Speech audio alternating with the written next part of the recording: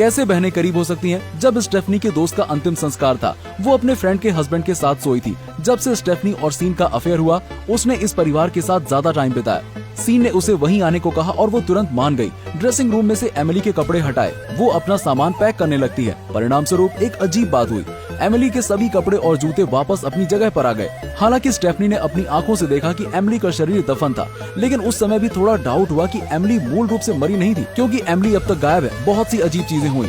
वो और एमिली कुछ महीने पहले से एक दूसरे को जानते थे। स्टेफनी विनम्र है क्योंकि उसके पति की कार दुर्घटना में मृत्यु हो गई थी। केवल अपने पति के इंश्योरेंस के पैसे से बच्चों की परवरिश करती है। वो बेहद एनर्जेटिक है, फिर भी अपने बच्चों की कक्षा के लिए उत्साह से भरी है। इस दिन उसका बेटा एक नया दोस्त बनाता है। उसका नया दोस्त एमिली का बेटा है। क्योंकि दोनों बच्चे अटैच थे, वो स्कूल के बाद भी एक साथ खेलना चाहते थे। वो पहली बार एमिली से मिली, जो एक खूबसूरत महिला थी, और उसने अपनी ओर ध्यान आकर्षित किया। एक आकर्षक और सुंदर व्यवसायी, एक फैशनेबल माँ। वो एक बड़े घर में रहती है। उसका पति एक प्रतिष्ठित विश्वविद्यालय में प्रोफेसर है। कपल के बीच संबंध बहुत अच्छे हैं। स्टेफनी के लिए एमिली का जीवन हैकिंग जैसा था। दो महिलाएं साथ में पी रही थी। एमिली ने कहा कि ये सिर्फ बाहरी रूप से अच्छी जिंदगी लगती है, लेकिन वास्तव में वो दिवालिया हो रही थी। स्टेफनी ने भी कहा कि वो विधवा थी। एक कार एक्सीडेंट उसके पति और भाई को दूर ले गया। जैसे दो पूरी तरह से अलग लोग दोस्त बनने लगे। जब वो फिर से पीने के लिए मिलते हैं, दोनों महिलाएं नशे में थी। अपने सीक्रेट्स को एक दूसरे को बताने लगी।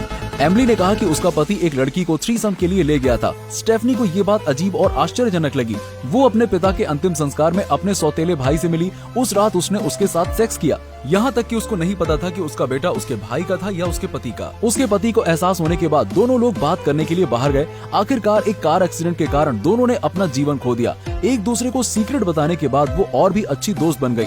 थोड़ी देर बाद एमिली को जरूरी काम से जाना पड़ा। उसका पति घर पर नहीं था। उसने स्टेफनी को अपने बेटे की देखभाल करने के लिए कहा। स्टेफनी मान गई। अप्रत्याशित रूप से इस टाइम एमिली चमत्कारिक ढंग से गायब हो गई। उसने आखिरकार एमिली के पति को फोन किया। पता चला कि एमिली गायब थी। इन दिनों उसने किसी से संपर्क नहीं किया। उन्होंने जल्दी से पुलिस को सूचना दी। एमिली, अजीब लगता है, वो हमेशा छिपाना चाहती थी। जाहिर है कि वो आकर्षक और सुंदर दिखती थी, लेकिन हमेशा तस्वीरें लेने से इनकार करती थी। स्टेफनी ने एक बार उसकी तस्वीर ली, लेकिन एमिली हमेशा फोटोज को डिलीट करवा देती थी। सीन ने कहा कि जब उन्होंने पूरे परिवार की तस्वीर पोस्ट की, एमिली ने तुरंत उस अकाउंट को डिलीट कर दिया। आप अपने आप को इस तरह क्यों छुपा रहे हैं? स्टेफनी ने एमिली की कंपनी से पता किया कि मूल रूप से कोई व्यवसाय नहीं है जो वो चलाती थी। चुपके से वो ऑफिस में फिर से गई। वो अलमारी खोलने लगी थी। उसने उसी टाइम किसी को बात करते सुना। वो टेबल के नीचे छिप गई और जैसे ही पलटी, पेपर्स के अंदर एक तस्वीर देखी। एमिली फोटो में बेहद अजीब लग रही थी, लेकिन उसने इस पर ध्यान नहीं दिया। तुरंत इस तस्वीर का उपयोग नोटिस छापने के लिए किया गया। ये इस समय के आसपास था कि वो और सीन करीब आ रहे थे। वो भी खाना पकाने के लिए अपने घर चली गई और काम खत्म होने का इंतजार करने लगी। पुलिस भी इस टाइम नए सुराग लाई। एमिली एयरपोर्ट पर एक सफेद कार किराए पर लेती थी। बच्चे की देखभाल के साथ साथ स्टेफनी बच्चों की पढ़ाई का ब्लॉग भी चलाती थी। वहाँ भी वो एमिली के बारे में बात करती थी। वो आशा करती है कि एमिली को ढूंढने में उसके फैंस उसकी मदद करेंगे। इस बार का क्लू भी उसने ही ढूंढा था। उसके फैंस ने वास्तव में मदद भी की। किसी ने कभी इस खूबसूरत महिला को इस कार को ड्राइव करते देखा था। पुलिस ने सुराग ढूंढने के लिए पीछा किया। उन्हें वास्तव में एमिली मिल गई। झील में सीन दुखी था। स्टेफनी भी अंतिम संस्कार के दौरान व्यस्त है, लेकिन उस रात वो दोनों एक साथ सोए थे, बड़े घर के कमरे में। वहाँ पहले से ही एक मालकिन की उपस्थिति है। एमिली का पोर्ट्रेट उतारा और एमिली की ड्रेस पहनी। अप्रत्याशित रूप से इस टाइम पुलिस आई उसे ढूंढने के लिए। उन्होंने स्टेफनी को बताया एमिली को नशे की लत थी। इसके अलावा उसके पति ने 4 मिलियन का इंश्योरेंस उसके लिए बहुत पहले खरीदा था। उन्हें संदेह था कि उसके पति ने उसकी हत्या की। स्टेफनी को विश्वास नहीं हुआ, लेकिन फिर उसने तुरंत डेस्क से इंश्योरेंस पॉलिसी ढूंढ ली। क्या सीन वास्तव में उसकी पत्नी को इंश्योरेंस के लिए मार सकता है? ये आदमी लड़कों के बीच शीर्ष खिताब के हकदार है। उसके अंतिम संस्कार के दिन वो अपने सबसे अच्छे दोस्त के साथ बिस्तर पर गई। उसने अपनी भावुक भावनाओं को व्यक्त किया। वो उससे शादी करना चाहती है। स्टेफनी ने उनसे इतनी जल्दी ये कहने की उम्मीद नहीं की थी, लेकिन फिर भी वो खुश हुई। उसने पुलिस को सूचना नहीं दी। ये कहानी की सीन में अपनी पत्नी को मारने की क्षमता है। वैसे भी सीन ने समझाया कि इंश्योरेंस खरीदना एमिली का निर्णय था। क्या वो अभी के बारे में सबसे ज्यादा चिंतित है? मैं आखिरकार इस बड़े सपनों के घर में रहने वाली हूँ। जब उसने अपने सामान को अंदर ले जाने के लिए पैक किया, खाली अलमारी स्वचालित रूप से अपनी मूल स्थिति में वापस आ गई। वो डर गई थी। ये किसी तरह का स्विच खोलने जैसा है। अजीब चीजें सामने आने लगी। पहले एमिली के बेटे ने उसे एक लेटर दिया। ये इसलिए क्योंकि माँ ने लड़के को स्थानांतरित करने के लिए कहा था। उसने इसे खोला। अंदर एक फोटो था उसके और आदमी के संबंध बनाने के लिए, लेकिन ये एक ऐसा सीक्रेट है जिसे केवल एमिली ही जानती है। अब फोन फिर से बजता है। ये एमिली की आवाज थी। वो मौत से डरती थी। ये भी जान जाता है कि वो जीवित है। वो पीछे की सच्चाई की जांच करने लगी। एमिली के साइन वाले पोर्ट्रेट से उसने आर्टिस्ट को ढूंढा। पेंटर ने बताया कि एमिली का नाम ये नहीं था। उस साल कर्ज की भरपाई करने के लिए आर्टिस्ट को एमिली को ट्यूशन देने पड़े। उसने सिर्फ ग्रेजुएशन किया, जिससे आर्टिस्ट के पैसे निकल गए। आर्टिस्ट ने उसे एक शर्ट भी दी। इसके अलावा उसने बताया कि आगे की जांच में वहाँ कुछ बहुत डरावना मिलेगा। ये समर कैंप यूनिफॉर्म है। स्टेफनी तुरंत इस समर कैंप में गई। एक सर्वे के रूप में वो एक फोटो एल्बम ढूंढती है। फोटो एल्बम में उसने एमिली का असली नाम ढूंढा। सबसे आश्चर्यजनक की बात ये थी कि उसकी जुड़वा बहन थी। स्टेफनी को उसके असली नाम के आधार पर एमिली की माँ का घर मिला। उसने एक सफाई कर्मचारी होने का दिखावा किया। उसकी माँ की बातों से उसने कोई क्लू ढूंढना शुरू किया। बहन को नशे की लत है, लेकिन जब बहनें 16 साल की थी, पिता द्वारा पीटे जाने के कारण उन्होंने पिता को जलाकर मार डाला। अगर बहन ड्रग एडिक्टेड है, फिर ड्रग एडिक्टेड लाश एमिली की नहीं हो सकती। इंश्योरेंस कंपनी के साथ संपर्क किया। स्टेफनी ने महसूस किया कि एमिली अभी भी जीवित थी। उसने अपनी बहन की हत्या कर दी इंश्योरेंस लेने के लिए। स्टेफनी ने अभिनय करना शुरू किया। उसने इंश्योरेंस कंपनी को सूचना दी। इसके अलावा एमिली को ब्लॉग के द्वारा संकेत दिया कि वो सब कुछ जानती है। वो जानती थी कि एमिली उसे हर घंटे हर मिनट देखती थी। जैसा कि अपेक्षित था, एमिली छिप रही थी। उसके ब्लॉग को देखकर तुरंत गुस्सा हो गई।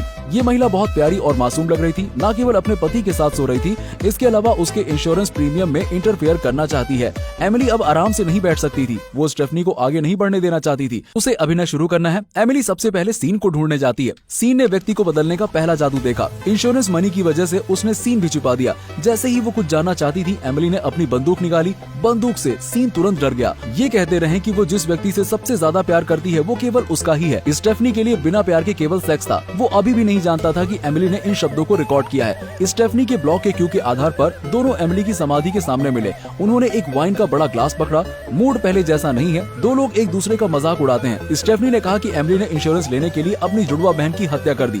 एमिली ने फिर बताया कि स्टेफनी का उसके बड़े भाई के साथ संबंध था। आमने सामने खड़े हुए एमिली ने पूरी बात सच सच बताई।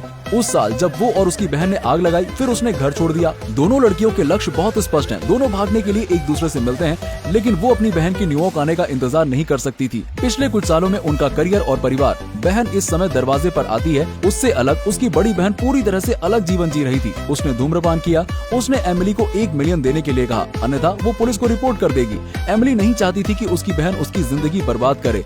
उसने लड़की को पूल में डुबो दिया। इसके अलावा इंश्योरेंस मनी भी ले ली, लेकिन स्टेफनी का प्लान फेल हो गया। उसने स्टेफनी को बताया कि इंश्योरेंस मनी के लिए स्वाभाविक रूप से सीन के साथ उसकी साझेदारी थी।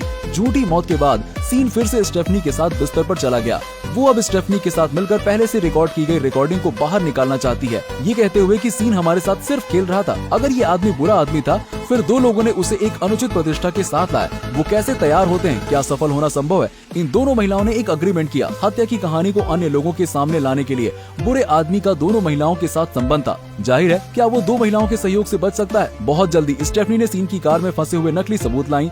जब पुलिस इन्वेस्टिगेशन करने घर आई, सीन मूर्ख था। सीन ने स्टेफनी को ढूंढने के लिए अपना सिर घुमाया। अप्रत्याशित रूप से स्टेफनी ने अजीब सा बिहेव किया। वो वहाँ से चली गई। उसी समय एमिली ने आसमान में एक टॉस उछाला। वो इतनी निर्दयी है जैसे वो थाने में घुस गई। उसने ऐसे रिपोर्ट दी कि सीन ने उसे मजबूर किया एक झूठी मौत का नाटक रचने के लिए। सीन को गिरफ्तार कर लिया गया। जिस समय वो जेल में था, एमिली घर पर उसका इंतजार कर रही थी। सीन बहुत गुस्सा था जब दोनों अभी भी बहस कर रहे थे। अप्रत्याशित रूप से स्टेफनी का एक प्लान था। तीनों लोग इकट्ठा हुए एक दूसरे की आलोचना करने लगे। स्टेफनी ने बंदूक पकड़ ली। उसका इस्तेमाल करने के लिए उसने उन दोनों को डांटा। उसने उत्तेजित होकर सीन पर गोली चलाई।